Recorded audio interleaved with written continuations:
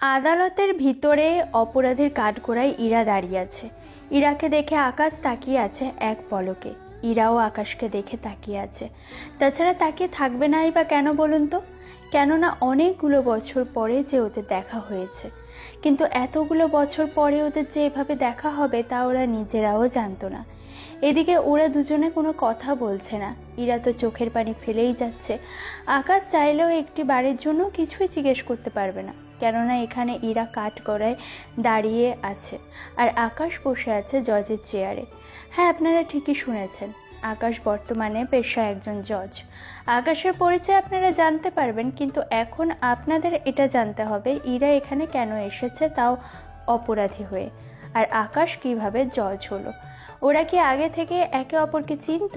যদি এই সবটা জানতে হয় তাহলে আপনাদের ওদের আগের কাহিনীগুলো জানতে হবে। তাহলেই বুঝতে পারবেন ওরা কিভাবে একে অপরকে চিনত। তাহলে চলুন একটু অতীতে ফিরে যাই। অতীত, আকাশের বড় ভাইয়ের বিয়ে, কিন্তু যার সাথে বিয়ে হচ্ছে মানে আকাশের হবু ভাবি ছোট দুটো বোন আছে এতটুকু শুনেছে। কেননা ওদের এখনো চোখে দেখেনি, শুধু হবু ভাবির কিছু ছবি পাঠানো হয়েছে। ভাবিকে পছন্দ হওয়াতে পরিবারকে জানিয়ে দেয়। এরপর ওনারাও বাকি কাজ করতে থাকে। আকাশের সম্পর্কে সব কিছু আপনারা আস্তে আস্তে জানতে পারবেন। এখন যতটুকু জানানো প্রয়োজন ততটুকু আপনাদের জানিয়ে দেব। তাহলে এবার ঘুরে আসি আকাশের হবু ভাবির বাসা থেকে। আচ্ছা শোনো, চৌধুরী সাহেব তো আমাদের মেয়েকে পছন্দ করেছে। ওনারা সাথীকে ওনাদের বাড়িতে বউ করে নিতে চায়। এটা তো অনেক খুশির কথা। তা সাথী কি ব্যাপারটা জানে? ওকে তো এখনো জানাইনি আমরা। আচ্ছা চলো আগে সাথীর সাথে কথা বলি আমরা। ঠিক আছে। এদিকে সাথের বাবা মা দুজনেই সাথে রুমে আসে। এসে দেখে সাথের সাথে আরো দুটো মেয়ে আছে, কিন্তু দুজনেই দেখতে একই রকম চেহারা। তবে ওদের বাবা মা চিনতে অসুবিধা হয় না, কেননা ওনারা তো ছোট থেকে মানুষ করে আসছে, সেই জন্য চিনতে অসুবিধা হচ্ছে না। এ কি, তোরা তিনজনে এই সময় লুডো খেলছিস কেন? কি করবো আব্বু, তোমরা তো আপুর জন্য ছেলে দেখে রেখেছো। আপু চলে যাওয়ার পরে আমরা কার সাথে খেলবো, সেই জন্য এখনই খেলে নিচ্ছি। আচ্ছা আম্মু, ছেলে কি তোমাদের পছন্দ হয়েছে? আমাদের তো পছন্দ হয়েছে, সেজন্য এখন সাথীকে দেখাতে এসেছি। যদি সাথীর পছন্দ হয় তাহলে আমরা ওনাদের সাথে কথা বলবো। আরে আগে আমাদের দেখাও, আমাদের পছন্দ হলেই আপুর পছন্দ হবে। ঠিক বলছি না আপু? আপুকে জিজ্ঞেস করার কি আছে? আপু তো এমনিতেই লজ্জা শেষ, ওর মতামত নেওয়ার কোনো দরকার নেই। তারপরেও আপু যখন বিয়ে করবে তখন ওনার তো পছন্দ হতে হবে। আম্মু, আপু তো খারাপ কিছু বলেনি। আমাদের কোনো দিক দিয়ে সম্পত্তি কি কম আছে নাকি? এই দেখো, আমাদের যে বাড়ি, এটা তো মিনিমাম তোমাদের $1 কোটি উপরে খরচ হয়েছে। তাছাড়া তোমরা যার সাথে আপুর বিয়ে দিবে, সে ছেলের অবস্থা, ছেলের বাবার কি এত ডলার হবে? তোরা দুজনে কি শুরু করলি? ছোট থেকেই তোরা দুজন এরকম অহংকারী কেন বলতো? দেখো আপু, আমি আর ঈশা জমজ, সেজন্য আমাদের স্বভাব তো সেম হবে, তাই না? ঠিক বলেছি শিরা, সেজন্যই আমরা দুজনের চেহারা যদিও কিছুটা মিলে, সেজন্য স্বভাব তো মিলবেই। আমি তো বিয়ে করলে কোনো কোটিপতি বাসার ছেলে দেখে বিয়ে করব। যদি আমার কোনো দেবর থাকে তাহলে ঈশাকেও আমার সাথে ওই বাসায় বিয়ে দিয়ে দেব। দুই বোন একসাথে থাকবো। তোরা তো নিজেদের কথা ঠিকই চিন্তা করলি, কিন্তু আমার চিন্তা কে করবে শুনি? দেখ আপু, তোর যদি 2টা দেবর হতো তাহলে আমরা 2 বোন বিয়ে করে নিতাম একসাথে। তুই দেখি এখনই সব ঠিক করে নিলি, আগে আপু নিজেও দেখে নিক। যদি ছেলে পছন্দ হয় তাহলে আমরা একবার ওনাদের বাড়ি আর অফিস ঘুরে ঘুরে একবারে দেখে নেব। এই তোরা কি চুপ করবি? যার বিয়ে তার কোনো কথা নেই। এদিকে তোদের তো মুখ বন্ধ হওয়ারই কোনো নামই নিচ্ছে না। তোরা দুজন এখন রুম থেকে বের হও, সাথে সাথে আমার কথা আছে। আমাদের কি যেতেই হবে? এদিকে ইরা আর ঈশা বের হয়ে আসে। এদিকে ইরার আম্মু সাথীর কাছে এসে বসে। তুই দেখ ছেলেটাকে তোর পছন্দ হয় কিনা। তোমাদের পছন্দই আমার পছন্দ। এরকম কথা বলে না। বললে সমস্যা কি? দেখ, সংসার করবি তুই, আমরা না। তাতে কি হয়েছে আম্মু? তুই আগে ছবি দেখ ছেলের, যদি তোর পছন্দ হয় তাহলে আমরা সামনের দিকে কথা বলবো। সাথী ছবিটা নিয়ে চমকে ওঠে, কেননা এই ছেলেটাকে সাথে আগেও কোথায় যেন দেখেছে, কিন্তু মনে করতে পারছে না। সেই জন্য, আম্মু এই ছেলেকে আমি কোথায় যেন দেখেছি মনে হচ্ছে। এই ছেলে তো আমাদের বাসায়ও আসেনি। যে তুই দেখবি। বাসায় আসেনি জানি, কিন্তু আমি বাইরে দেখেছিলাম। মনে করার চেষ্টা করতো। আম্মু, মনে পড়েছে, একে আমি রেস্টুরেন্টে দেখেছিলাম। কি বলিস? তোদের মধ্যে কি কোনো কথা হয়েছিল? কথা তো হয়েছে। কি কথা বলতো একটু শুনি। আম্মু, তুমি এসব কথা শুনে কি করবে? সবটা জানলে তো বুঝতে পারো ছেলেটা কেমন। তাহলে শোনো, ছেলেটার সাথে আমার রেস্টুরেন্টে দেখা হয়। আমি খাবার শেষে বিল দেওয়ার জন্য আমার কার্ড বের করে ওয়েটারকে দেই। তারপর কি হলো? কার্ড দেওয়া 2 মিনিট পরে ওয়েটার মেশিন আর কার্ড নিয়ে আমার সামনে আসে। আমি পাসওয়ার্ড দিলেই ভুল দেখাচ্ছে। এভাবে 3বার পাসওয়ার্ড দেওয়ার পরে কার্ড ব্লক হয়ে যায়। পরে কার্ড বের করার পরে দেখি এটা আমার কার্ড ছিল না, অন্য একজনের কার্ড ছিল। আর ওই ছেলেটাও সেম ভাবে আমার কার্ডটা ওনার কার্ড মনে করে পাসওয়ার্ড দেয়। এতে ওনার সাথেও আমার কার্ডও ব্লক হয়ে যায়। তারপর কি হলো? তারপর আমি উঠে কাউন্টারে আসি, তখন একটা ছেলেও কাউন্টারে আসে। তারপর এক্সকিউজ মি, আমার কার্ড আপনাদের ওয়েটার ভুল করে হয়তো অন্য কাউকে দিয়ে দিয়েছে, আর অন্য একটা কার্ড এনে আমাকে দিয়েছে। এখন তো কার্ড ব্লক হয়ে যায়। সরি স্যার, এরকম অসুবিধার জন্য সত্যি আমি আপনার কাছে লজ্জিত। আমি বিষয়টা দেখতেছি, আপনি ওই কার্ডটা দিন আমাকে, আমি খুঁজে দেখতেছি। সাথে 2 মিনিট ভেবে নেওয়ার পরে এদিকে আবির কার্ড বের করতেই সাথে দেখতে পায় এই কার্ডটা। এই কার্ডটা দেখতে ঠিক ওর কার্ডেরই মতো, সেজন্য আবিরের হাত থেকে কার্ডটা নিয়ে নেয়। এটা তো আমার কার্ড, এটা আপনার কাছে কি করে এলো? এটা যদি আপনার হয় তাহলে আপনার কাছে যে কার্ড আছে ওটা হয়তো আমার কার্ড হবে। দেখুন তো আপনার কিনা। কার্ড আবিরের দিকে বাড়িয়ে দেয়। আবির কার্ড চেক করে দেখে এটা ওরই কার্ড। এইদিকে ম্যানেজার ব্যাপারটা বুঝতে পারে। সরি স্যার, কিন্তু আপনাদের তো বিল পে করতে হবে। কিন্তু আমার কাছে তো এতগুলো ডলার নেই। আমি সবসময় কার্ড ইউজ করি, সেজন্য ব্যাগে ডলার রাখি না। কিন্তু ম্যাম, আমার যে কিছুই করার নেই। এদিকে সাথে আরো কিছু বলতে যাবে, আবির ওদের দুজনের বিল দিয়ে দেয়। যদিও সাথে মানা করতে চেয়েছিল, কিন্তু ওর কাছে ডলার না থাকায় চুপ করেছিল। বিল দিয়ে আবির বের হতে যাবে, তখন সাথীও আবিরের পিছনে এসে ওকে ধন্যবাদ জানায়। এরপর ওরা 5 মিনিটের মতো কথা বলে যে যার মতো চলে যায়। তাহলে ওইভাবেই তোদের পরিচয় হয়েছিল? হ্যাঁ আম্মু। এই জন্য ছেলেটা তোকে পছন্দ করে, ওর বাবা মাকে পাঠিয়েছে, ছেলে নিজে আসেনি যেন তুই না চিনতে পারিস। কিন্তু তুমি ছবি কোথায় পেলে? ছেলেকে না দেখে আমরা রাজি হব নাকি? আচ্ছা, ছেলে যখন তোর পছন্দ হয়েছে তখন আমি উনাদের হ্যাঁ বলে দেই। ঠিক আছে আম্মু। এইদিকে সাথের আম্মু আবিরের পরিবারকে কল দিয়ে ওনাদের সম্মতি জানিয়ে দেয়। এখন হয়তো অনেকে বলবেন, গল্পের মধ্যে রহস্য কোথায়? কোনো রহস্যই তো রাখলাম না। তাহলে তাদের উদ্দেশ্যে একটা কথা বলি। গল্পের প্রথম কয়েকটা লাইন শুনলেই তো বুঝতে পারবেন গল্পের ভিতরে কতটা রহস্য লুকিয়ে আছে। আর এখন সেসব রহস্য বের করাই মূল লক্ষ্য। কেননা এখনও যদি রহস্য লুকিয়ে রাখি তাহলে আপনারা গল্পটা গুলিয়ে ফেলবেন। সেই জন্য যতটুকু প্রয়োজন ঠিক ততটুকুই আপনাদের বোঝানো হবে, আর যা লুকানো দরকার তা লুকিয়ে ফেলা হবে, এবং সেটা সময় হলে আপনাদের সামনে নিয়ে আসা হবে। এদিকের কথাগুলো তো গেল, এবার দেখি ওদের বিয়ে নিয়ে কতটা কি এগুলো। এইদিকে মেয়ের বাড়ির সম্মতি পেয়ে দুই পরিবার বিয়ের কথাবার্তা বলতে থাকে। এদিকে ওনারা বরাবর বিয়ের তারিখ ঠিক করে ফেলে। এইদিকে আকাশ, তুই কবে ফিরবি? কোথায়, কবে ফিরবো? তুই কি কিছু জানিস না? বা আমার তোকে কিছু বলেনি? কই না তো। কি হয়েছে বলবি তো? আমার বিয়ের তারিখ ঠিক হয়েছে। কংগ্রাচুলেশনস ভাইয়া। কবে বিয়ে? এই তো 13 তারিখ। তাহলে তো আর 10 দিন বাকি আছে বিয়ে। সেটা তো জানি, তা তুই কবে আসবি সেটা তো বল। আমি তো আসবো, তবে বিয়ের দিন থাকতে পারবো। বিয়ের দিন থাকবি মানে? এদিকে আবিরকে কথা বলতে দেখে, কার সাথে কথা বলছিস? দেখো না বাবা, আকাশ বলছে ও শুধু বিয়ের দিন সকালেই আসবে, আবার ওই দিন রাতেই ফিরে যাবে। ওর কি মাথা ঠিক আছে? নাও তুমি কথা বলো। ঠিক আছে, দে আমার কাছে মোবাইলটা। আকাশের বাবা ফোন নিয়ে কথা বলতে থাকে। কি শুনছি আমি এগুলো? আসলে আব্বু, ভাইয়ার যে তারিখে বিয়ে হবে তার একদিন পরেই আমার পরীক্ষা শুরু হবে। কি বলছিস তুই? তুই তো আমাদের এই কথাটা আগে বলিসনি। আমি নিজেও তো জানতাম না। তোর বড় ভাইয়ের বিয়ে, অথচ তুই শুধু বিয়েতে আসবি আর ওই রাতেই চলে যাবি। আচ্ছা, আমি বিয়ানের সাথে কথা বলে দেখি বিয়ের তারিখ আরো 3-4 দিন পেছনে আনতে পারি কিনা।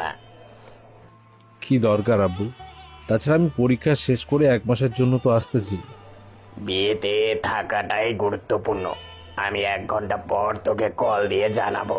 আপাতত আমি বিয়ের সাথে কথা বলে নিচ্ছি। কথা বলে কল কেটে দেয়। এরপর আকাশের বাবা ওনার পরিবারের বাকিদের সাথে কথা বলে সাথীর বাবার কাছে কল দিয়ে সবটা বলে।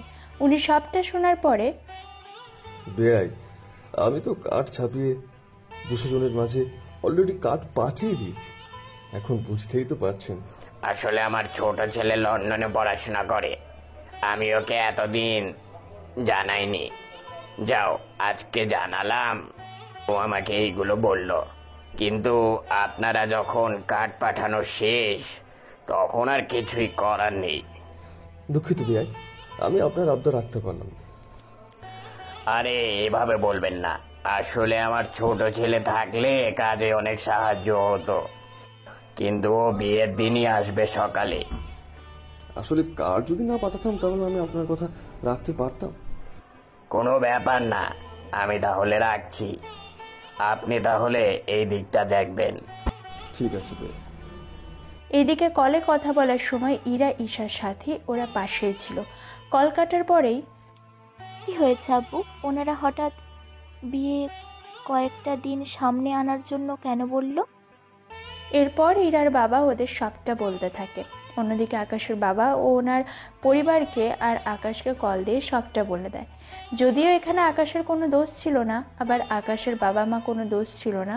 এদিকে সবটা শোনার পরে সাথীর পরিবার কি বললো বেয়াই? কোনো সমস্যা হয়েছে কি? তোমার কোনো সমস্যা না?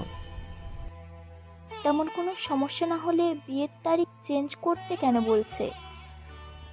এরপর ইরার বাবা মা সবটা বলতে থাকে। সবটা শোনার পরে এটা কোনো কথা বললো ওনারা? তুই এভাবে রেগে কেন যাচ্ছিস?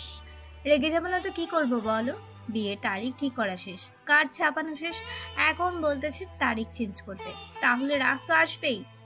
কোনো সমস্যা কারণে তো ওনারা এই কথা বলেছে। হতে পারে ওনাদের ডলার নেই পর্যাপ্ত, সেজন্য কয়েকটা দিন সময় চাইছে। মুখ ফুটে বলতে পারেনি, সেজন্য তারিখ চেঞ্জ করতে বলেছে। আব্বু, ওরা কি বলতেছে? ওদের কথাই কান দেওয়ার দরকার নেই। আসলে ওনার ছোট ছেলের পরিকল্পনা, তাও বিয়ের একটা দিন পরে। সেজন্য ছেলেটা এখন বিয়ের দিন সকালে এসে আবার রাতেই ফিরে যাবে। সেজন্য ওনারা চেয়েছে তারিখটা আরো কয়েকটা দিন সামনের দিকে এগিয়ে আনতে, যেন ওনার ছেলে বিয়েতে থাকতে পারে। কিন্তু আমার তো কার্ড দেওয়া শেষ, সেজন্য আমি না করে দিয়েছি। বেশ করেছো আব্বু, ওর মতো বদমাইশ ছেলের জন্য এরকমটাই করা উচিত। তুই কি ওই ছেলেকে চিনিস আগে থেকে? সাথীর কথা শুনে ইরা তো এবার ভাবনায় পড়ে যায়। কেন ভাবনায় পড়ে তা আপনারা বুঝতে পারছেন না, তাই তো? আসলে না বোঝারই কথা, কেননা আস্তে আস্তে শুরু হবে গল্পের রহস্য। যে রহস্য কোথায় এসে থেমে যাবে তা বলাই মুশকিল। এদিকে ইরার বাবা মা আর বাকিরাও এক এক করে প্রশ্ন করতে থাকে। সবার প্রশ্ন শুনে আরে তোমরা বলছো না বাড়ির ছোট ছেলে? তাছাড়া বাড়ির ছোট ছেলে মেয়েরা বরাবরই একটু দুষ্টু হয়, সেটা তোমরা জানোই। যেমন ধরো আমরা 2 বোন যেমন দুষ্টুমি করি, তেমনই ওই ছেলেও হতে পারে। ও তাই বল? তুই এমন ভাবে বলছিস, আমি তো ভেবেছিলাম তুই ওই ভ্যাটাকে চিনিস আগে থেকে। আমি কিভাবে চিনবো? এখন কথা বন্ধ কর, আমাদের শপিং এখনো বাকি আছে। তোরা কি যাবি? এটা আবার বলা লাগে নাকি? আব্বু তোমার কার্ড দাও। আমার কার্ড কেন? বিয়ের শপিং কি আমরা আমাদের কার্ড থেকে করব নাকি? যেখান থেকেই খরচ করো না কেন, সে ঘুরে ফিরে ডলার তো আমার থেকেই নাও। সেজন্য নিজেদের কার্ড ইউজ করো। ঠিক আছে, এই চল তাহলে। এদিকে এরা বেরিয়ে পড়ে। অন্যদিকে আকাশ লন্ডনে বসে আছে ভার্সিটির ভিতরে। তখন ওর বেস্ট ফ্রেন্ড আসে নীলাশা। নীলাশা আকাশকে এরকম উদাস থাকতে দেখে কোন মেয়ে তোকে পাত্তা দেয়নি শুনি? আশ্চর্য, এখানে আসলো কোথা থেকে? মেয়ে যদি নাই আসে তাহলে এরকম উদাস হয়ে বসে আছিস কেন? আমাকে যে দেশে ফিরতে হবে। কয়েকটা দিন পরেই তো পরীক্ষা, আর তুই কিনা এখনই দেশে ফিরে যাবি? তা কি এমন রাজকাজ করতে যাবি শুনি? বাড়িতে বিয়ে ঠিক করতে। দোস্ত কনগ্রেচুলেশন। তুই আমাকে কেন শুভেচ্ছা জানাচ্ছিস? বিয়ে ঠিক হয়েছে, সেখানে শুভেচ্ছা তো জানাবোই। বিয়ে আমার না, আমার বড় ভাইয়ের, তাও 13 তারিখে। কিন্তু 15 তারিখ থেকে পরীক্ষা আমাদের। সেজন্য আমি 11 তারিখে ভার্সিটির কাজ শেষ করে রাতে রওনা দেব। এতে 12 তারিখে দেশে ফিরবো, আর তুইও যাবি আমার সাথে। আমি তো যাব না। কেন যাবি না শুনি? তুই তো জানিস পরীক্ষা সামনে রেখে বাবা মা কখনোই যেতে দেবে না। আমি তো আছি, আমি আঙ্কেল আন্টিকে বুঝিয়ে দেব। তাহলে তো ভালোই হয়, তোর সাথে বিয়ে বাড়ি থেকে ঘুরে আসতে পারবো। একটু আগেই তো আসতে মানা করলি। ওটা এমনিতে করেছি, সরি। তাছাড়া তুই যেখানে আছিস সেটা আমার টেনশনের কোনো কারণ নেই। তাহলে আমিও আসতেছি। এখন চল তাহলে।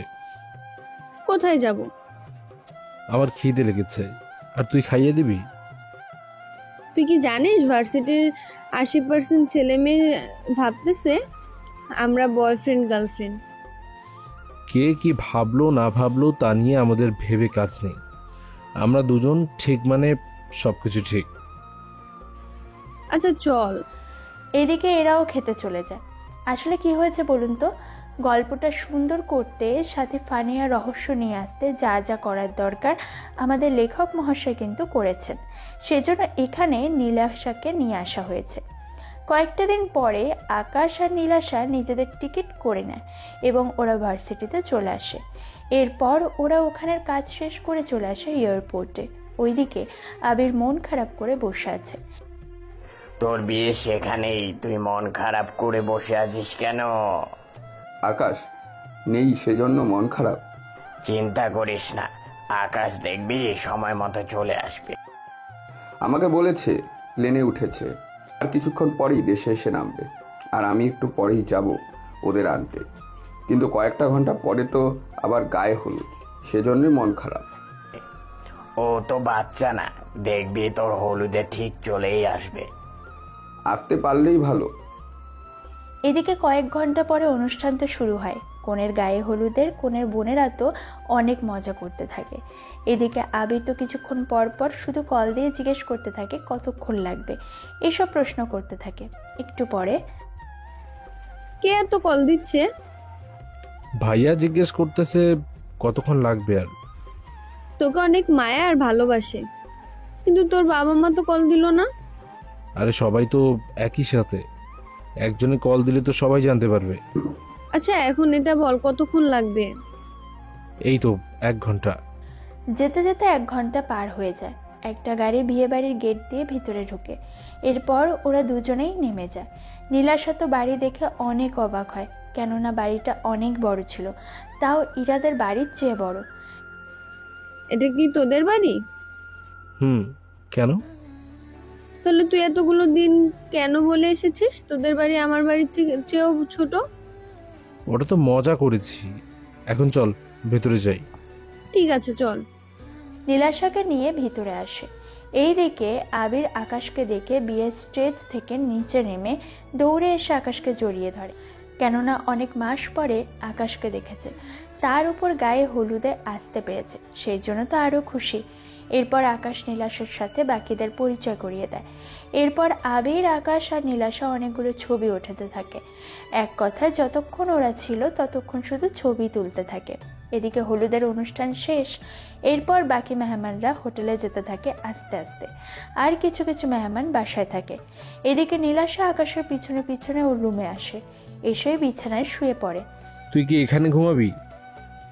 এখানে না ঘুমালে আর কোথায় ঘুমাবো?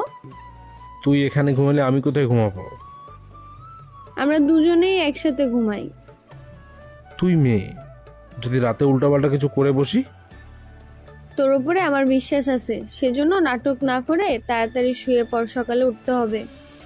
সেটা তো জানি আমি, তুই বিছানায় ঘুমা, আমি সোফায় গেলাম। তোর যেমনটা হচ্ছে। এইদিকে পরের দিন সকালে ওরা ভোরেই উঠে পড়ে, কেননা এখন অনেক কাজ বাকি আছে। সেই জন্য ওরা নিজেদের কাজগুলো করতে থাকে। কাজ করতে প্রায় দুপুর হয়ে আসে, সেই জন্য ওরাও এবার গোসল করে রেডি হয়ে নেয়।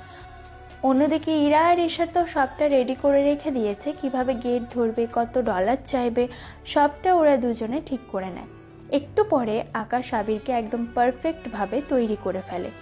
আমার মানিব্যাগ তোর কাছে রাখা, গেটে তো ডলার চাইবে, সেজন্য তুই ম্যানেজ করে নিস। সে নিয়ে তুমি কোনো টেনশন করো না ভাইয়া। সবাই রেডি তো? সবাই রেডি, আমরা একসাথেই রওনা দেব। তাহলে চল। এইদিকে এরা তো রওনা দেয়, অন্যদিকে ইরা গেটে এসে দাঁড়িয়ে থাকে। ঈশা আপাতত সাথীর সাথে রুমে আছে, সেজন্য ইরা একা এসেছে, সাথে আরো কিছু মেহমান। এইদিকে আকাশ আবির গাড়ি থেকে নামে। এদিকে নীলাশাকে দেখে ইরা তো অবাক হয়, সাথে নিজের মুখটা লুকিয়ে ফেলে। ও এখানে কেন? সে যাই হোক, কোনোভাবেই আমার মুখটা ওকে দেখানো যাবে না। সেজন্য ইরা ওর মুখটা ঢেকে ফেলে। একটু পরেই বরপক্ষের মেহমান তো অন্য গেট দিয়ে ভিতরে চলে যায়। শুধু বরের সাথে যারা আসবে তারাই এখানে অপেক্ষা করতে থাকে। আরে বেয়ান, এভাবে আমাদের কতক্ষণ দাঁড় করিয়ে রাখবেন? আগে পাওনা তো বুঝিয়ে দেবেন। আপনার থেকে আমি কখনো ডলার নিয়েছি কিনা তা মনে পড়ছে না। পাওয়া ডলার না। তাহলে কিসের ডলার? এরপর ইরা গেটে অনেকগুলো ডলার দাবি করে। 10,000 ডলার না দিলে আমি গেট দিয়ে ঢুকতে দেব না। ডলার কি গাছে ধরে? আপনার যদি মনে হয় গাছে ধরে, তাহলে গাছ থেকেই পেড়ে আনতে পারুন। অবশ্যই গরু ছাগলই গাছ থেকে পাতা খেয়ে থাকে। তাহলে তো আমাকে ওদের সাথে তুলনা করছেন। যেমনটা আপনার খুশি। এদিকে নীলাশা চুপচাপ দাঁড়িয়ে আছে। এদিকে ইরা বারবার আর চোখে নীলাশার দিকে তাকিয়ে আছে, যা নীলাশা খেয়াল করেনি। এদিকে ওখানে 20 মিনিট ঝগড়া করার পরে ইরা ওনাদের ভিতরে আসতে দেয় আর ওর বোনের কাছে চলে আসে। আচ্ছা শোনিশা, কত ডলার নিলি তুই? সেটা পরে বলছি, আগে তুই নিজের মুখটা দেখে নে। মুখ কেন ডেকে নিব? তোকে যা বলেছি আমি তাই কর, কোনোভাবেই মুখ যে কেউ না দেখে। মুখ দেখলে ক্ষতি কি? তাছাড়া তোর মুখের সাথে আমার মুখ হালকা কিছুটা মিলে। এটাই তো এখন সমস্যা হয়ে দাঁড়িয়েছে। আপু, আমি পরে বলবো, এখন ঈশা তুই চেহারা ঢেকে রাখবি, সব সময় মনে থাকে যেন। ঠিক আছে আপু। এদিকে ইরা কেন ঈশাকে চেহারা ঢেকে রাখতে বলেছে এর কিছু কারণ তো আপনারা বুঝতেই পারছেন। যদিও ওরা দুজনেই যমজ, কিন্তু চেহারাও অনেকটা মিল, সেই জন্য যে কেউ দেখতে প্রথমেই ভ্যাবাচাকা খেয়ে যাবে। একটু পরে, কি ব্যাপার ভাইয়া, তোমার একটা শালিকেও দেখতে পাচ্ছি না, তোমাকে কি না খাইয়ে রাখবে নাকি? ওরা আমাকে খাইয়ে দিবে নাকি? তোমার কথা কে চিন্তা করছে? আমি তো আমার কথা বলছি। মানে ঠিক বুঝলাম না। এই যে তোমার শালিরা এসে আমার হাত ধুয়ে দেবে, তারপর তো আমি খাওয়া শুরু করব। তুই না একটু আগে হাত ধুয়ে আসলি? তোমার শালিদের সাথে একটু দুষ্টুমি তো করতেই হবে, তাছাড়া আজকেই তো সুযোগ, এরপর তো আমি থাকবো না। হয়তো ওরা নিজেই খেতে বসে গেছে, সেজন্য তুইও খাওয়া শুরু কর। এদিকে ইরা আর ঈশা দুজনেই চলে আসে। দুলাভাই দেখি খাওয়া শুরু করে দিয়েছে। আপনারা শালি হয়ে দুলাভাইয়ের একটু আপ্যায়ন না করলে তো বেচারা তো নিজেই খাবে। খাওয়া যখন শুরুই করে দিয়েছেন, তখন আর থেকে কি করব? ঈশা চল তাহলে যাই আমরা। আরে বেয়ান, কোথায় যান? যাবো আপুর কাছে। দুলাভাই তো শালিতে রেখে খাওয়া শুরু করলো, তাহলে আমার বোন কেন বাকি থাকবে? তাকে তো খাইয়েই দিতে হবে। শুধু বোনকে খাওয়ালে কি হবে? এখানে যে একটা বেয়াই আছে, তাকে কি খাওয়াবেন না? আমি ছ্যাঁচড়া মানুষদের খাওয়াই না। কি বলেন? তাহলে সব মানুষকেই কম বেশি খাইয়েছেন? আমি কখন তা বলেছি? আচ্ছা যাক গিয়েছে সব কথা, যা বলতে চেয়েছি হাতটা ধুয়ে দিন তো। বরের হাত ধোয়াতে যে ডলার দেওয়ার কথা ছিল, সে ডলার আপনি দিয়ে দিন, তাহলে ধুয়ে দেব। যদি একটু খাইয়েও দেন তাহলে দ্বিগুণ দেব। সত্যি বলছেন তো? পরে আবার পাল্টি পারবেন না তো? আপনাদের বাড়িতেই তো আছি, পাল্টি মেরে যাব আর কোথায়? আচ্ছা যাক কি সেসব কথা, দিন হাতটা বাড়িয়ে। আকাশ হাত বাড়িয়ে দিলে ইরা আকাশের হাত ধুয়ে দেয়। এরপর ডলার দিলে ইরা আর ঈশা ওখান থেকে চলে যায়। এরপর আকাশ খাওয়া শুরু করে। এদিকে খাওয়া শেষ হলে কাজে এসে বিয়ে পড়িয়ে যায়। সন্ধ্যের দিকে বিয়ে বাড়িতে এমন কান্নাকাটি শুরু হলো, কান্না দেখে মনে হচ্ছে এটা কোনো বিয়ে বাড়ি নয়, মরা বাড়ি মনে হবে। কেননা ইরা আর ঈশা তো কান্না করেই চলেছে। ওদের কান্না দেখে আকাশের তো এত মায়া হয়, ওখানে সবার সামনে আকাশ ইরাকে জড়িয়ে ধরে কান্না থামাতে থাকে। এদিকে ইরা তো কান্নার সময় বুঝতে পারেনি কাকে জড়িয়ে ধরে আছে। একটু পরে বিষয়টা বুঝতে পেরে, এই আপনি আমাকে জড়িয়ে ধরছেন কেন? আমি কখন আপনাকে জড়িয়ে ধরেছি? উল্টো আপনি নিজেই তো জড়িয়ে ধরেছেন আমাকে। বললেই হলো নাকি? আমি তো আপু ভেবে, যাকে আপু, আমারও তোর সাথে আসবো। এদিকে সাথে মুখ ফুটে কিছু বলতে পারছে না, কেননা ও তো চাইলেও ওদের নিতে পারবে না যতক্ষণ না বরের বাড়ি থেকে কেউ না বলে। আরে ভাবি, আসুক ওনারা। তাছাড়া তুমি তো কয়েকটা দিন বোরিং ফিল করবে। তার চেয়ে ভালো ওরা যদি তোমার পাশে থাকে, তাহলে তো তোমার জন্যই ভালো হবে। বিয়ে আপনি কি বলেন? আমার ছেলে যখন বলেছে তখন এখানে আমরা কিছুই বলার নেই।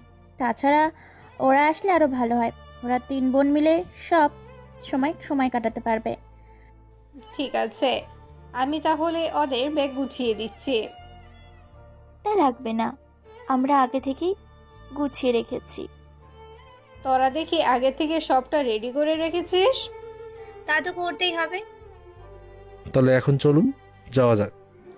এদিকে কিছুক্ষণ পরে ওরা চলে আসে ওখান থেকে আকাশের বাড়িতে। এদিকে ইরা আর ঈশা তো বাড়ি দেখে অবাক হয়, কেননা বাড়িটা অনেক বড়, তার উপর অনেক সুন্দর করে সাজানো হয়েছে। সেজন্য ওরা চলে আসে ভিতরে। এদিকে রাত তখন 8টা বাজে। বাবা, মা, আমাকে এখন বের হতে হবে। এখনই চলে যাবি? আজকে রাতটা থেকে যা। আম্মু, আমি এখন রওনা দেব। পৌঁছতে তো আমার সময় লাগবে। আচ্ছা, তুই একা যা, নীলাশা আমাদের সাথে থাকুক। আন্টি, আমরা তো একসাথেই পড়ি। ওর পরীক্ষা মানে তো আমারও পরীক্ষা। আমি ভুলেই গিয়েছিলাম। আচ্ছা, তোর ভাইয়ের সাথে দেখা করে যা তাহলে।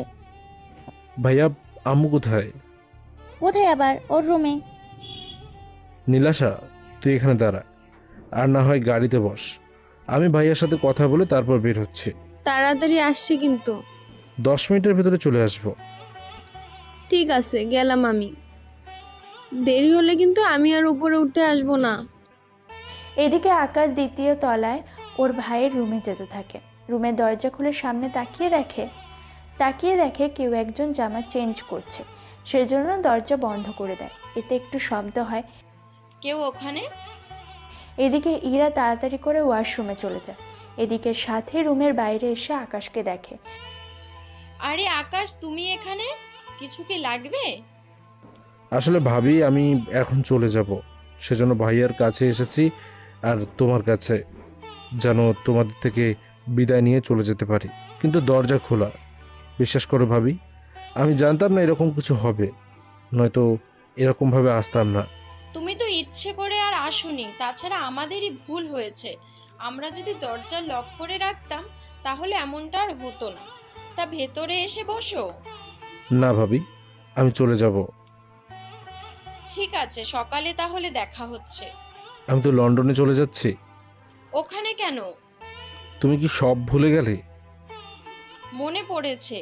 আচ্ছা, ভিতরে এসে বসো, তোমার সাথে 10 মিনিট গল্প করি আগে। দেরি হয়ে যাচ্ছে। তোর ভাবি যখন বলছে তখন একটু গল্প করে নে। তাছাড়া এরপর তো তুই 3 মাসও আসবি না। আকাশ, তোমার ভাইয়া কিন্তু ঠিক বলেছে। আমি তাহলে নীলাশাকে উপরে আসার জন্য বলছি। ও গাড়িতে কতক্ষণ আর অপেক্ষা করবে? ঠিক আছে, ওকেও আসতে বলো তাহলে। এইদিকে নীলাশাকে কল দিয়ে উপরে আসার জন্য বলে। এদিকে ইরা আর ঈশা এখনো মুখটা লুকিয়ে রেখেছে আর একটা পাশে বসে আছে। ওদের এভাবে দেখে, ইরা, ঈশা, তোরা এভাবে চুপ করে বসে আছিস কেন? ও চলে যাচ্ছে, তাছাড়া এরপর কিন্তু ওকে আর সহজে পাবি না। তোদের কোনো পাওনা থেকে থাকলে সেটা মিটিয়ে নে। কি ব্যাপার, তুমি কি ওদের দিয়ে মারামারি করাবে নাকি? আরে ওদের মধ্যে কোনো কথা থাকলে সেটা করে নিতে বলেছি। হো, তাই বলো। না আপু, তোমার দেবরের সাথে আমাদের কোনো কথা নেই। তাছাড়া উনি এমনিতেই অনেক খারাপ। কি ব্যাপার আকাশ, তুমি কি বলছো নাকি ওদের? বিশ্বাস করো ভাবি, আমি কিছুই বলিনি। তাহলে ওরা এইগুলো কেন বললো? ওই যে ওরা ভাইয়াকে হাত ধুয়ে দিতে পারেনি, সেজন্য আমার হাত ধুয়ে দিতে হয়েছে। সেজন্য বলছে এই কথাগুলো। ও আচ্ছা, তাই বলো। আমি তো কি নাকি ভেবে নিলাম। আকাশ, আজকে রাতটা থেকে যা। না ভাইয়া, থেকে গেলে আমার যে বড্ড সময় নষ্ট হয়ে যাবে। আচ্ছা শুনো, তোমাকে তো ভাইয়ের মতো আদর যত্ন করার সুযোগ হবে না, সেজন্য আমি তোমাকে নিজে হাতে খাইয়ে দেব, তারপর না হয় চলে যেও। কিন্তু ভাবি। কোনো কিন্তু না, তুমি বসো, আমি খাবার নিয়ে আসতেছি। আপু উনি যখন রাজি হচ্ছে না তখন কি দরকার এত কিছু করার? তোরা চুপ থাক, তোরা তো দুজনেই একটা বদের হাড্ডি। ও 3 মাসেও আর আসবে না, সেজন্য ওকে নিয়ে নিজের হাতে তো একটু খাইয়ে দিতে হবে। তুমি বসো, আমি আসতেছি। এদিকে সাথী তো নিচে যায়, এদিকে নীলাশা বসে আছে, অন্যদিকে আবির কিছু না বলে চুপচাপ বসে আছে।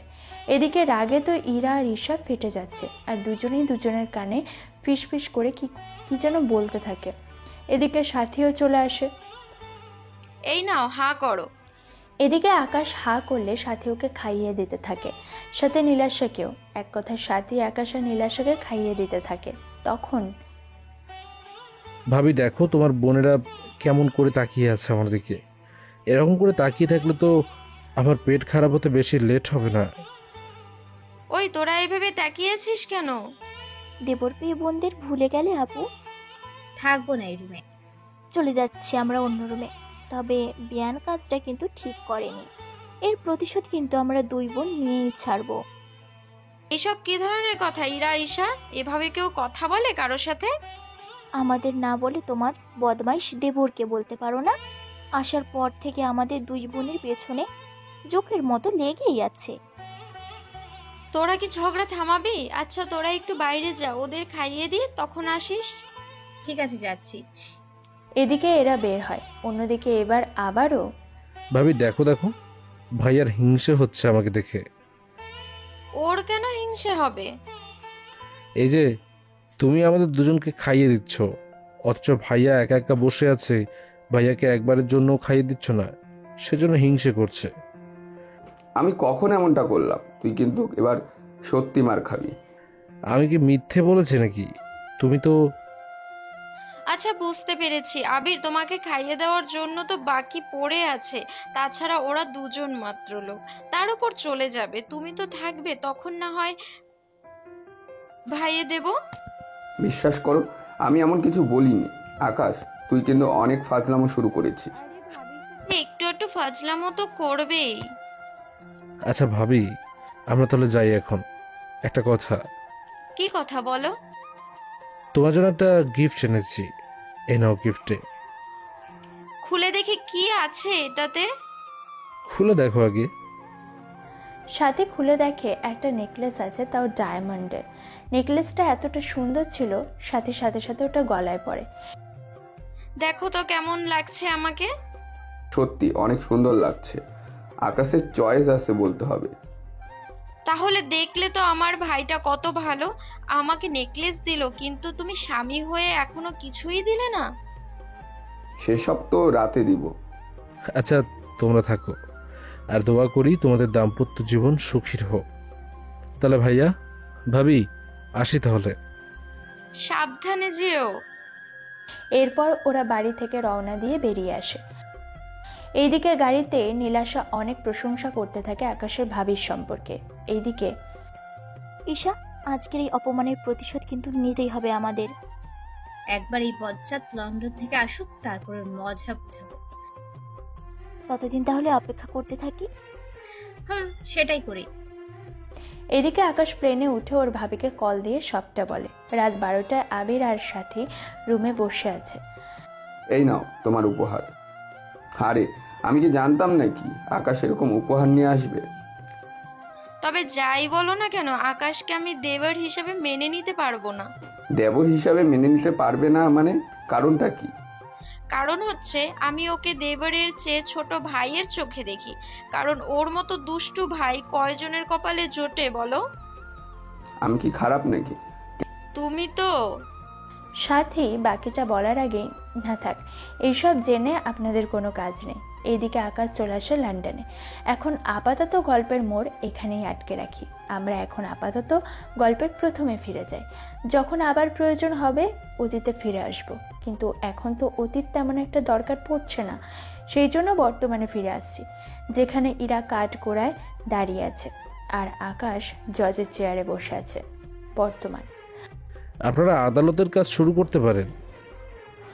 জজ সাহেব, কাঠগড়ায় যিনি দাঁড়িয়ে আছেন মিস ইরা চৌধুরী, উনি কোনো দোষ করেনি। ওনাকে মিথ্যা মামলায় সাজিয়ে এখানে আনা হয়েছে। মামলা যদি মিথ্যে হয় তাহলে থানায় থাকা অবস্থায় কেন আপনি বেল করেননি? অনেক বারণ করেছি, কিন্তু যাকে নিয়ে মামলা হয়েছে সে ব্যক্তি বারবার ভয় দেখাচ্ছে, সেজন্য বেল বারবার ক্যান্সেল করা হয়। এখানে মামলা আসলে কি নিয়ে? আপনার সামনে একটা ফাইল আছে, ওই ফাইলে সবটা পরিষ্কার করে বোঝানো আছে, কিন্তু ফাইল পড়ে নিতে সময় লাগবে। সেজন্য আমি সংক্ষেপে বলি আপনাকে, আমার মক্কের নাম খুনের মামলা করা হয়েছে। আকাশ উকিলের মুখে কথাটা শুনে আকাশ তো অবাক হয়, কেননা ইরা আর যাই করুক কাউকে খুন করতে পারে না। এদিকে আকাশের পুরো পরিবার কোর্টে বসে আছে, সবাই আকাশের দিকে তাকিয়ে আছে, কেননা ওনারা নিজেরাও জানতো না আকাশ এই আদালতের জজের চেয়ারে যে বসে থাকবে। কেননা কয়েকটা বছর আছে ওনারা আকাশকে বের করে দেয় বাসা থেকে। কী জন্য বের করে দেয় তা আপনারা পরেও জানতে পারবেন। এখন আপাতত কি হচ্ছে তা আগে দেখি। মিস ইরা চৌধুরী, এই ব্যাপারে আপনার কিছু বলার আছে কি? বিশ্বাস করুন, আমি ইচ্ছে করে কাউকে মারিনি। আমি শুধু নিজের জীবন বাঁচাতে গুলি করেছি, কিন্তু তাও ওর লোকটার হাতে লেগেছে গুলি। কিন্তু ওই ঘটনার 2 দিন পরে পুলিশ এসে আমার বাসা থেকে আমাকে নিয়ে আসে। ওনারা বলেছে আমি নাকি ওই লোকটাকে মেরে ফেলেছি। বুঝতে পেরেছি।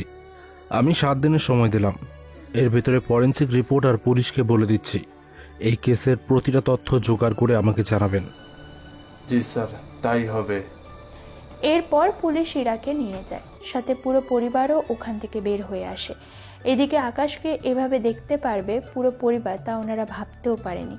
এদিকে আকাশ আদালতে কাজ করতে থাকে, অন্যদিকে আপু তুই কোনো চিন্তা করিস না, আমরা তোকে ছাড়িয়ে নিব। আমি যে পাপ করেছি সে পাপের ফল এখন আমাকে ভোগ করতে হচ্ছে। কিসের পাপিরা? সে অনেক কাহিনী আপু, এখন তোমরা যদি শোনো তাহলে তো আমার থেকে তোমরা এমনিতেই দূরে সরে যাবে। কি কথা বলবি তো? এরপর ইরা নিরুপায় হয়ে সাথীকে সবটা বলে। সাথী সবটা শুনে ইরাকে 2টো থাপ্পড় লাগিয়ে দেয়, যা ওখানে থাকা অনেকেই দেখে। তাও ইরা কোনো কথা না বলে সাথীকে জড়িয়ে ধরে কান্না করতে থাকে। প্লিজ আপু, আমাকে এখান থেকে বের কর, আমি যে এখানে থাকতে পারছি না। আমি তো তুলা ভাইকে সাথে করে নিয়ে আকাশের সাথে কথা বলে নিব। যাই করো তাড়াতাড়ি করিও আপু। একটু পরে পুলিশ ইরাকে নিয়ে চলে যায় পুলিশ স্টেশনে। এদিকে রাতের বেলা আকাশ বসে আছে। আকাশের রুমে তখন একজন পুলিশ আসে। কিছু বলবেন? স্যার, আপনার সাথে একজন দেখা করতে এসেছে। কি নাম কি বলেছে? সাথী। ভেতরে পাঠাও। একটু পরে সাথী আর আবির দুজনেই রুমে আসে, এসে বসে পড়ে সোফায়। অতীত, কেমন আছিস আকাশ? তোমরা আর ভালো থাকতে দিলে কোথায়? এভাবে বলিস না। এভাবে না বললে আর কিভাবে বলবো বলো? তোমরা আমার জীবন থেকে কতগুলো বছর কেড়ে নিয়েছো, তাকে ভুলে গেছো? এখানে যা হয়েছে তার কোনোটাই আমি আর তোর ভাবি বিশ্বাস করি না, সেসব তো তুই জানিস। সবই জানি আমি, কিন্তু তোমরা তো আমার সাথে একটুর জন্য যোগাযোগ পর্যন্ত করোনি। কি করব, বাবা চেয়ে দিব্যি দিল, ওর সাথে যেন করে যোগাযোগ না করি আমরা। ভাবি, তুমি অনেক করেছো আমার জন্য। আমার অন্তত বিশ্বাস ছিল তুমি অন্তত আমাকে ভুল বুঝবে না, কিন্তু তোমার বোনেরা যা করেছে এতে তোমারও কিছু করার ছিল না। এরকম করে বলো না আকাশ, তাছাড়া তুমি তো নিজেই দেখেছো কিরকম অবস্থায় তোমাদের দুজনকে দেখলাম। তাছাড়া এরকম অবস্থায় দেখলে তো যে কেউই মনকে বোঝাতে পারবে না। সেসব জানি আমি। এখন বলো, হঠাৎ এখানে কি জন্য আসা হলো? ইরার ব্যাপারে কথা বলার ছিল তোমার সাথে। আচ্ছা, ঘটনা কি ঘটেছে আমাকে একটু বলো তো ভাবি। কোন ঘটনা বলবো? ইরার এখানে আসার কারণ কি ছিল? তাছাড়া ইরার সাথে এরকমটা হলো কি করে? তাহলে তো তোমাকে প্রথম থেকে সবটা শুনতে হবে। আমার সাথে যা যা ঘটেছে সেসব বাদ দাও। আমি চলে আসার পর কি কি হয়েছে সেগুলো আগে বলো আমাকে। তাহলে শোনো, তোমাকে বাসা থেকে বের করে দেওয়ার 5 দিন পরে। আপু, আপু কোথায় তুমি? কি হয়েছে ইরা, ডাকছিস কেন? আপু আমি এভাবে বাসায় যাব? হঠাৎ বাসায় কেন? তুমি তো জানো আপু, এরকম পরিস্থিতিতে আমার এখানে থাকা ঠিক হবে না। কিন্তু তুই যদি এখন বাসায় ফিরে যাস তাহলে বাবা মা তোকে অনেক বকাবকি করবে। ইরা আপু কিন্তু ঠিক কথা বলেছে। আমার কি দোষ আপু? তোমার দেবরের কারণে আমি কেন এভাবে কষ্ট পাবো? আমি তো সেটাই বলতেছি। তোদের যেমন ইচ্ছে হয় কর। আচ্ছা একটা কথা বলি, আকাশ সত্যি কি তোর ক্ষতি করতে চেয়েছিল? আপু তোর কি মনে হয় আমি এইসব মিথ্যে বানিয়ে বানিয়ে বলছি? আমি তেমনটা বলিনি। আসলে তোদের যে অবস্থায় দেখলাম এতে তো অনেক কিছু হয়ে যাওয়ার কথা। সেসব বাদ দে, এখন তুই তাহলে সবটা গুছিয়ে নে। আপু আমিও চলে যাব। ঠিক আছে, ব্যাগ তাহলে গুছিয়ে নে। আচ্ছা আমি তোদের জন্য খাবার দিচ্ছি, খাবার খেয়ে না হয় তোরা বেরিয়ে পড়িস। ঠিক আছে আপু, তাই হবে। আমরা তাহলে নিচে যাচ্ছি, তুমিও আমার সাথে চলো। ঠিক আছে চল তাহলে।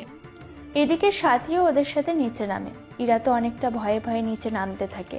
এদিকে কেউ না থাকায় ওরা খাবার খেতে বসে। কিছুক্ষণ পরে ওখানে আবিরের বাবা মা সাথে আবিরও চলে আসে। এখনই চলে যাবি? কিন্তু আকাশ যতক্ষণ না পর্যন্ত দেশের বাইরে যাচ্ছে ততক্ষণ পর্যন্ত ইরা আর ঈশাকে সেইভাবে রাখতে হবে। তার কোনো দরকার হবে না, আমরা গাড়ি করেই চলে যাব। আকাশ বুঝতেই পারবে না। আপাতত আমি চাই না দ্বিতীয়বার এইরকম কোনো ঘটনা ঘটে যাক। বাবা, আকাশ লন্ডনে ফিরে গেছে, তাও 2 দিন হয়ে গেল। তুই কি করে জানিস? আমাকে কল দিয়েছিল। তাছাড়া ওরা যখন চলে যেতে চাইছে তখন চলে যাক। ঠিক আছে বৌমা, তুমি ওদের যাওয়ার ব্যবস্থা করো। জি বাবা, করতেছি ব্যবস্থা। কিছুক্ষণ পরে ওরা বেরিয়ে পড়ে। রাস্তার মধ্যে ওদের গাড়ি হঠাৎ খারাপ হয়ে যায়, সেই জন্য ওরা ইরা গাড়ি থেকে নিচে নামে। গাড়ি থেকে আবার কেন নামতে গেলি? নামবো না তো কি করব শুনি? কতক্ষণ এভাবে বসে থাকবো? ঠিক আছে, তো যা ইচ্ছে হয় তাই কর। এইদিকে ইরা দাঁড়িয়ে দাঁড়িয়ে মোবাইলে কি যেন দেখতে থাকে। তখন ইরা খেয়াল করে দূরে কয়েকজন লোক মিলে একটা লোককে মেরে ফেলেছে। যাই ইরা নিজের চোখে দেখে, কিন্তু কোনো কিছু বুঝে ওঠার আগেই এই লাশটাকে জায়গা মতো ফেলে দিয়া। ঠিক আছে বস, কিন্তু আশেপাশে কেউ দেখলে তো সমস্যা। কিছুই হবে না, যাকে সামনে পাবি তাকেই মেরে ফেলবি। জি বস। এই বলে ওরা লাশ গাড়িতে তোলার সময় একটা লোক গাড়ির লুকিং গ্লাসে একটা মেয়েকে দেখতে পায়। বস, একটা মেয়ে আমাদের ওই খুন করার ভিডিও রেকর্ড করে ফেলেছে। দাঁড়িয়ে না থেকে ওই মেয়েটার কাছ থেকে মোবাইলটা নিয়ে আয়।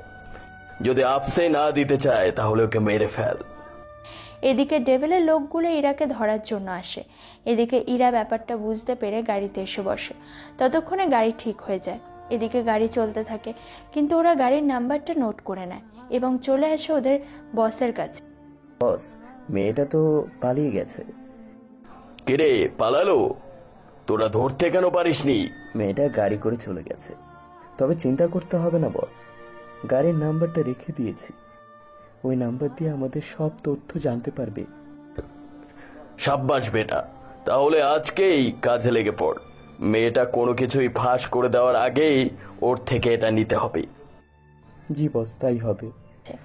এদিকে ইরা তো বাসায় এসে ফ্রেশ হয়ে নেয়, কিন্তু এখনো সে খুন হওয়ার দৃশ্য ইরা ভুলতেই পারছে না। এদিকে ঈশা ব্যাপারটা খেয়াল করে। কি হয়েছে, তুই এরকম করছিস কেন? আমি একটা জিনিস দেখে ফেলেছি। কি দেখলি? একটা লোককে খুন হতে দেখেছি আমি, আর যে মেরেছে তার লোক আমাকে মারার জন্য এসেছিল। এটা আবার কখন পাঠালো? আমরা যেদিন আপুর বাসা থেকে ফিরছিলাম সেদিন হলো এই ঘটনাটা। আমি তো তোর সাথে ছিলাম, তাহলে আমি কেন দেখলাম না? তুই তখন গাড়ির ভেতরে ছিলি, সেই জন্য তুই কিছুই দেখিসনি। হতেও পারে, কিন্তু এখন কি করবি তুই? বিষয়টা বাবা মাকে কি জানাবি? বাবা মা শুধু শুধু টেনশন করবে, এই ব্যাপারে ওনাদের কোনো কিছু বলার প্রয়োজন নেই। তবে যাই করিস সাবধানে থাকিস। সাথে তুই নিজেও।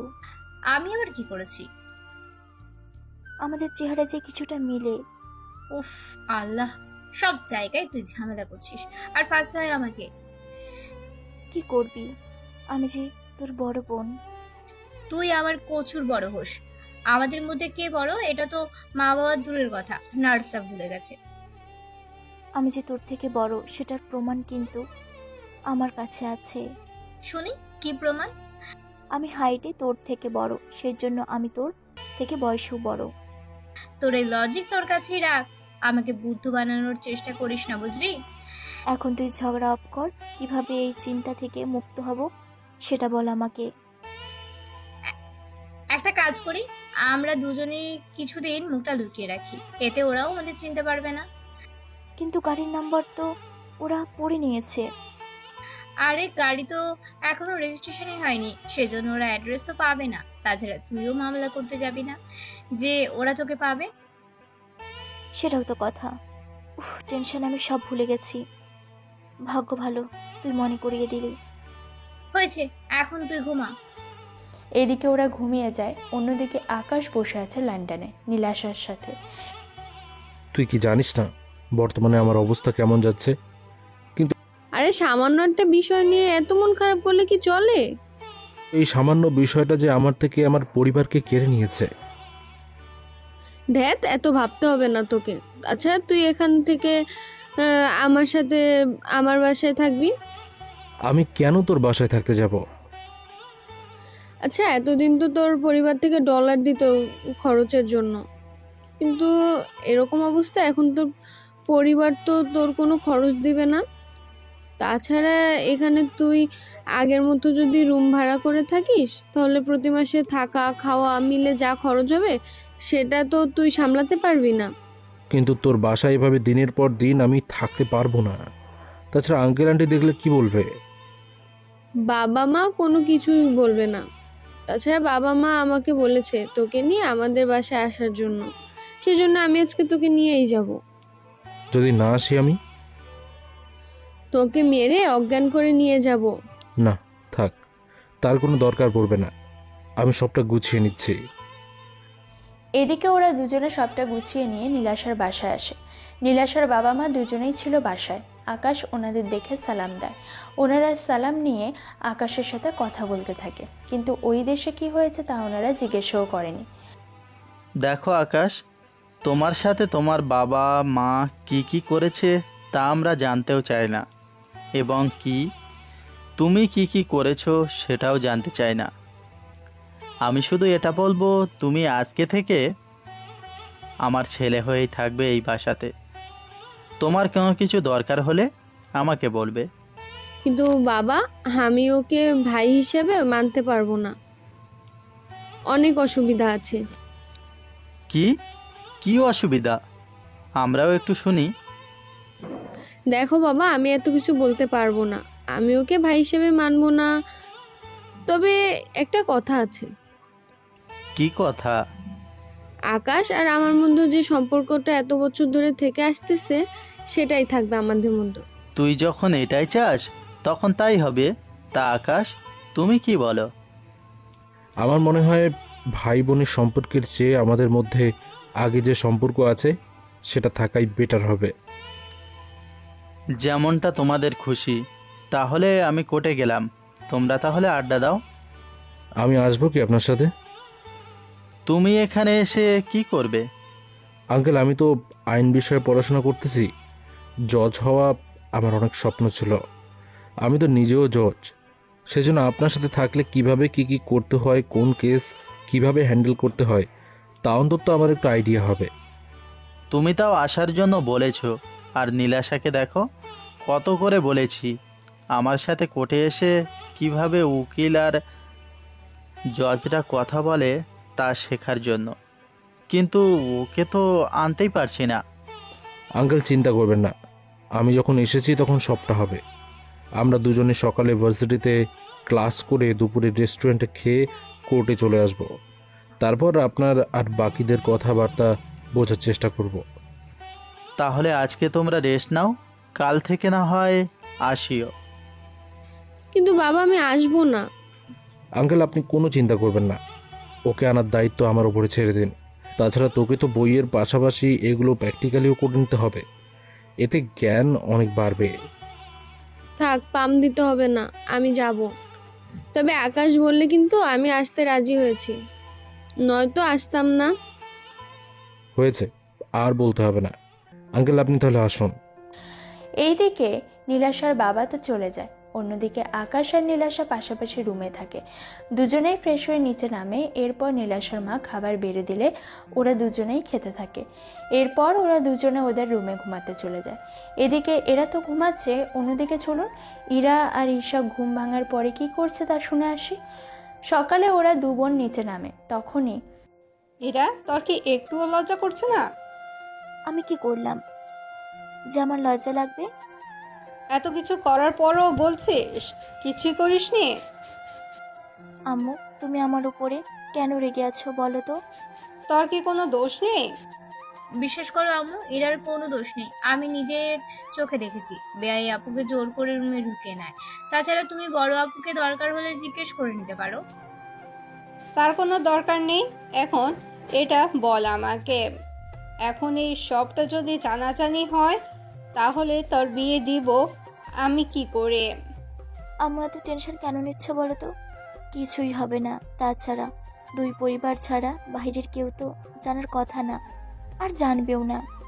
এখন তুমি এইসব কথা বাদ দিয়ে খেতে দাও আমাকে। আমাদের ভার্সিটিতে যেতে হবে, অনেক দিন হয়েছে যাওয়া হচ্ছে না। চলো আপু, আজকে তাহলে আমরা ভার্সিটি থেকে ঘুরে আসি। তাহলে খাওয়া শেষ করে নিই, তারপর বের হব। এদিকে এরা খাবার শেষ করে চলে যায় ভার্সিটির দিকে।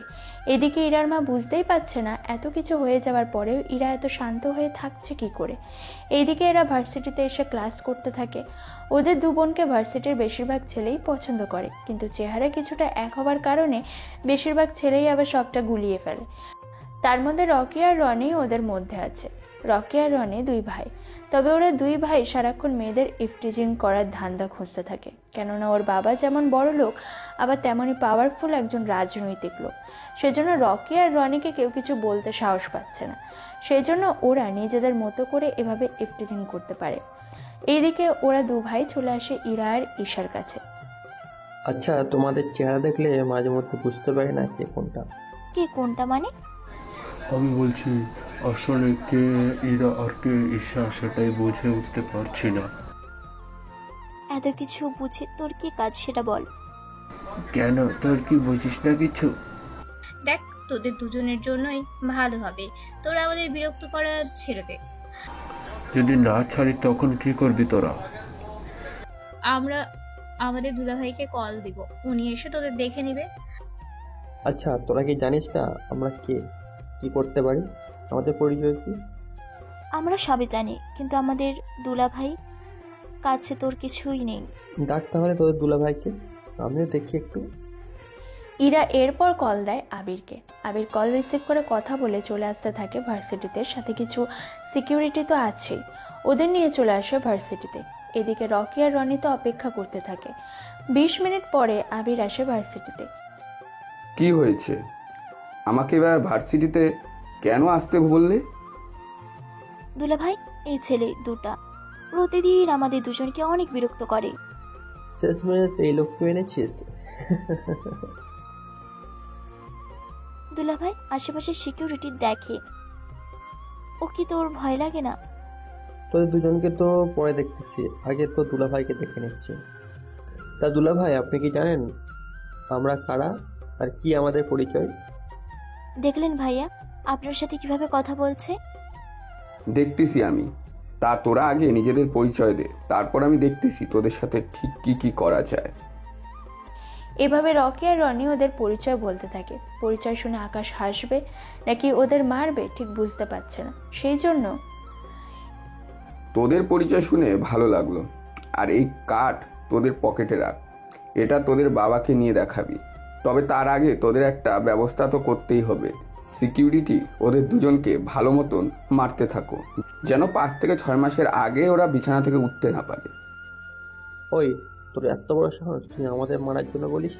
তুই কি জানিস যদি আমার বাবা জানতে পারে তোদের কি হাল করে, বুঝতে পারছিস? সেজন্য তো আমার কাঠ তোদের কাছে দিয়েছি, ওটা দিয়ে কাজ চালিয়ে নিবি। তোমরা কি দাঁড়িয়ে থাকবে, না ওদের আমার কথা অনুযায়ী কাজ করবে? এরপর সিকিউরিটিগুলো মারতে থাকে রকি আর রনিকে। এদিকে আবিরের সাথে ইরা আর ঈশা চলে আসে ওখান থেকে। আবির ওদের বাসায় পৌঁছে দিয়ে চলে আসে অফিসের দিকে। এসে ওর কাজ করতে থাকে। রাতে যখন বাসায় ফেরে তখন সাথীকে সবটা বলে।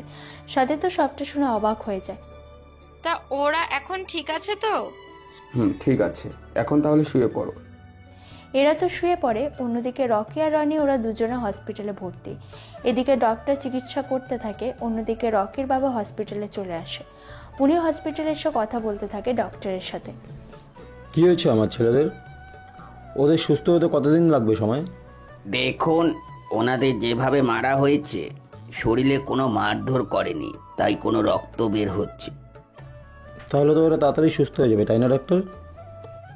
একদম না, মিনিমাম তো 4 মাস লাগবেই। কি বলছেন ডাক্তার? একটু আগেই তো বললেন কোনো কিছু হয়নি, কিন্তু এখন আবার বলছেন। আসলে ওনাদের শরীরে কিছু কিছু হাড় ভেঙে দেওয়া হয়েছে, সেজন্য পর্যায়ক্রমে চিকিৎসা করাতে হবে। সেজন্য সুস্থ হতে সময় লাগবে কয়েকটা মাস। এই কয়েকটা মাস কি ওরা এই হাসপাতালে কাটাবে না? কয়েকটা মাস পর ওদের বাসায় নিয়ে যেতে পারবো? সেটা তো এখন বলা যাচ্ছে না, আগে একটা মাস ওখানে রাখার পরে বলতে পারবো। ঠিক আছে, আপনি ওদের চিকিৎসা করতে থাকেন। এই বলে রানা ওখান থেকে বের হয়ে আসে। একটু পরে ওর লোকদের, ওদের তো ভার্সিটির ভিতরে এরকম করেছে, তাহলে এখন ভার্সিটির দিকে যাই চল। জি স্যার, আপনি বসুন গাড়িতে। রানা গাড়িতে বসার পরে ওরা গাড়ি চালিয়ে চলে আসে ভার্সিটিতে। ওখানে এসে অনেক ছেলে মেয়েকে জিজ্ঞেস করে, অনেক কিছু জানতে পারে। খোঁজ নে কারা এই ঈশা আর ইরা, ওদের পরিবার আর এই মেয়েগুলোকে আমি আমার সামনে দেখতে চাই। বস, আমাকে 2-3 ঘন্টা সময় দিন, আমরা খোঁজ নিয়ে দেখতেছি। রানা গাড়িতে বসার পরে ওরা গাড়ি চালিয়ে চলে আসে ভার্সিটিতে। ওখানে এসে অনেক ছেলে মেয়েকে জিজ্ঞেস করে অনেক কিছু জানতে পারে। সবটা জানার পরে 2 ঘন্টা পার হয়ে যাওয়ার পরে রানার লোকগুলো আসে। কোনো খোঁজ পেয়েছিস কি? জি বস, পেয়েছি। তাহলে বল ওরা কে আর ওদের পরিচয় কি? বস, ওরা রাফিক চৌধুরীর মেয়ে। কোন রাফিক? জি বস, ঠিক ধরেছেন। যারা আমাদের ছেলেকে মেরেছে ওর খোঁজ কি জানতে পেরেছিস? মেরেছে রফিক চৌধুরীর বড় মেয়ের নাম আর পরিচয় বল। বস, উনি আবির চৌধুরী, শাহজাহান চৌধুরীর ছেলে। শাহজাহান নামটা শুনে রানা তো একটু ভয় পায়, কেননা রানা যাদের পাওয়ারে চলে ওই লোকগুলো শাহজাহান চৌধুরী হয়ে কাজ করে, সেজন্য একটু ভয়ে আছে। কি বললি? শাহজাহান চৌধুরীর ছেলে? জি বস, এখন যদি বলেন ওই ছেলেকে আমরা উঠিয়ে আনবো। ওই ছেলেকে কিছু বলার দরকার নেই, তাছাড়া ওই ছেলের ধারে কাছে তো তোরা যাবি না। কেন বস, কি হয়েছে? আপনি এভাবে ভয় পেয়ে আছেন কেন? তোদের যা বলছি আমি তোরা তাই কর। ঠিক আছে বস। এদিকে রানা তো চুপ হয়ে যায়। অন্যদিকে ইরা আর ঈশা আগের মতো করে ভার্সিটিতে আসতে থাকে। ওইদিকে পরের দিন লন্ডনে আকাশ আর নীলাশা ভার্সিটির দিকে যায়। ওখানে ক্লাস করতে থাকে। কিছুক্ষণ পরে দুপুর হয়ে আসে, সেই জন্য নীলাশা চল বেরোবো। কোথায় যাবে? কোথায় আবার? আঙ্কেলের কাছে। দোস্ত, আমি যাব না। যাবি না কেন? আমার ভালো লাগে না, তুই যা, আমি বরং বাসায় যাই। আমি আঙ্কেলকে কথা দিয়েছি, যদি যেতে হয় তোকেও সাথে যেতে হবে। এই বলে নীলাশার হাত ধরে নিয়ে আসতে থাকে। তখন ওদের স্যার চলে আসে সামনে। কি ব্যাপার আকাশ, তুমি এভাবে নীলাশাকে নিয়ে কোথায় যাচ্ছ? এই তো স্যার, কোর্টে যাব। তোমরা কি বিয়ে করতে যাচ্ছ? বিয়ে করতে কেন যাব? একটু আগেই তো বললে কোর্টে যাচ্ছ। আসলে স্যার, আমার বাবা তো একজন জজ। বাবা চাচ্ছে আমি পড়াশোনার পাশাপাশি ওখানে এসে জজ আর উকিল কিভাবে কথা বলে এগুলো দেখে শেখার জন্য।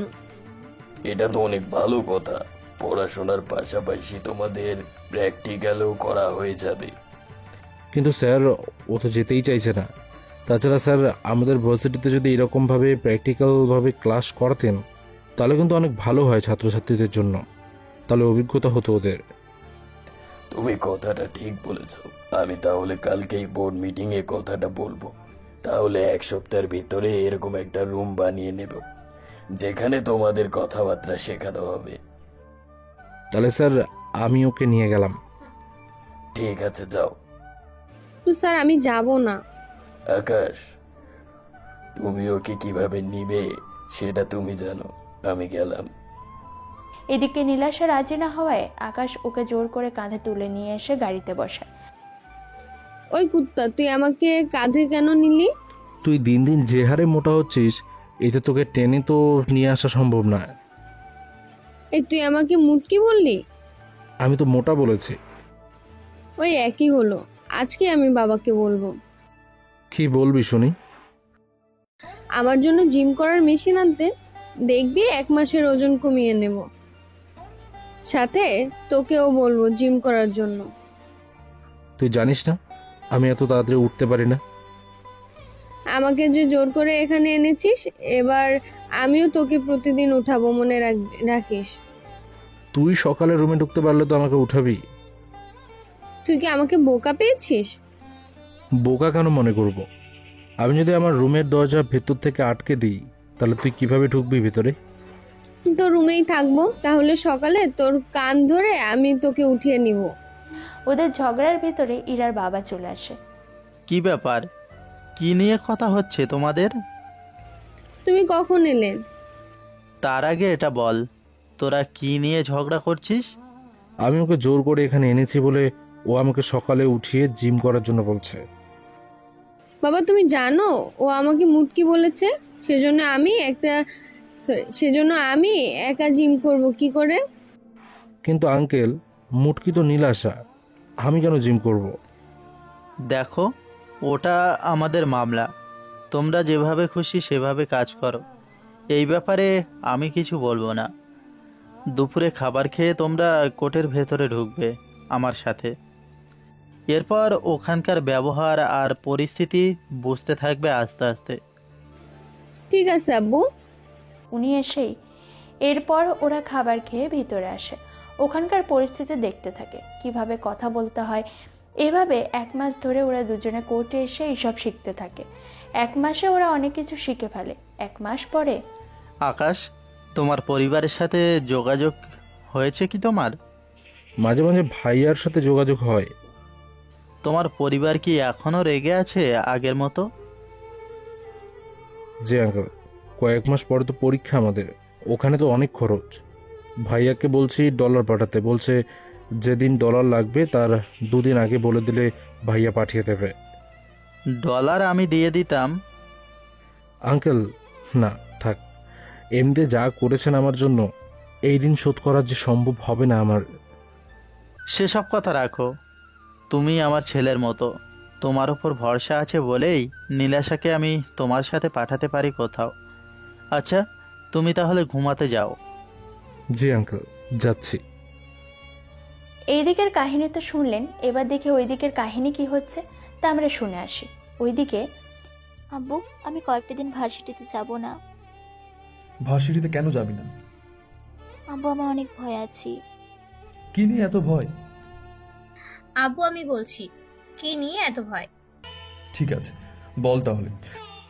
এরপর ঈশা ওর বাবাকে সবটা বলে। সবটা শোনার পরে এত কিছু হয়ে গেছে, তোরা আমাকে একবারের জন্য বললি না কেন? আব্বু, আমি অনেক ভয়ে আছি।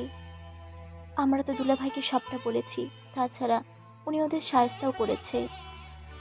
তাহলে আর ভয় কেন?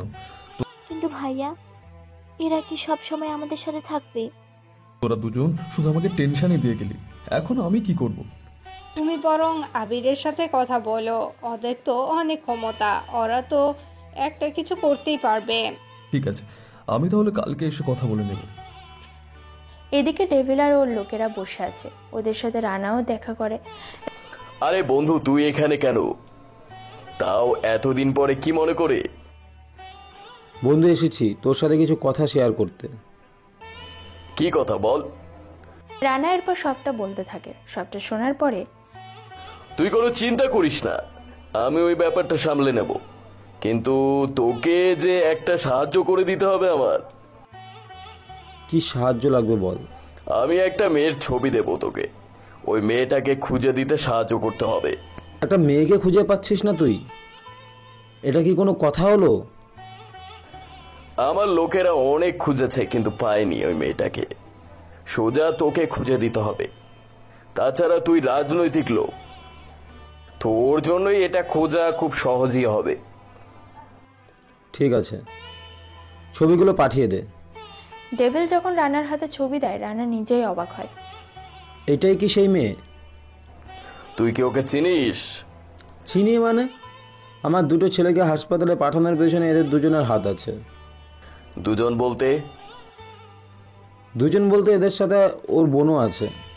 তুই তাহলে যে কোনো ভাবেই হোক এই মেয়েটাকে আমার হাতে তুলে দে, আমি তারপর তোকে কাজটা করে দেব। তাছাড়া আমাদের দুজনের কাজই তো এখন একই রকম। কিন্তু ওর দুলাভাই অনেক পাওয়ারফুল লোক, সেজন্য আমি কোনো কিছু করতে পারছি না। সেজন্য যাই করার তোকেই করতে হবে। তুই কোনো চিন্তা করিস না, আমি সবটা দেখে নেব। এদিকে এরা মিলে প্ল্যান করতে থাকে। অন্যদিকে পরের দিন ইরার বাবা আসে আবিরের বাড়িতে। সাথে তো ওর বাবাকে দেখে অনেক খুশি হয়। আব্বু, তুমি হঠাৎ এত সকাল সকাল, সবকিছু ঠিক আছে তো? কিছু ঠিক আছে তো জামাই। আর তোর শ্বশুর কোথায়? আবির তো দেখলাম ফ্রেশ হচ্ছে, আর শ্বশুর মশাই তো রেডি হচ্ছে। আমি আর শাশুড়ি মা নাস্তা বানাচ্ছি। বাসায় কি লোক ছুটিতে গেছে? না আব্বু, আসলে আবির ওর মায়ের হাতে রান্না ছাড়া খায় না, সাথে শ্বশুর মশাইও। আর আমি মাঝে মাঝে রান্না করি আর রান্না কাজে সাহায্য করি, ওরা বাকি কাজ করে। তা তুমি যখন এসেছো, ওনাদের সাথে নাস্তা খেতে খেতে কথা বলে নিও। ঠিক আছে। 10 মিনিট পরে আবির আর ওর বাবা নিচে নেমে সাথীর বাবাকে দেখে চমকে ওঠে। আবির সালাম দিয়ে কথা বলতে থাকে। কথা বলার একটা পর্যায়ে ওনারা খেতে খেতে সব কথা বলে নেয়। তাহলে এই হচ্ছে কাহিনী। হ্যাঁ, এখন তো ইরা আর ঈশা বাড়ি থেকে বাইরে যেতেও ভয় পাচ্ছে। আমি তো রানার ছেলেদের মেরে হাসপাতালে পাঠিয়ে দিয়েছি। তাছাড়া আমি যতদূর খবর জানি, ওরা 3 মাসেও হাঁটা চলাফেরা করতে পারবে না। তার উপর রানার এতটা ক্ষমতা নেই যে ওরা আমার সাথে টেক্কা দিতে পারবে। তাহলে নতুন করে আবার টেনশন কেন? এই নতুন ঝামেলা এসে আমার পড়লো কেন? সাথীর আব্বু ওনাদের বাকি কথাগুলো বলতে থাকে। সবটা শোনার পরে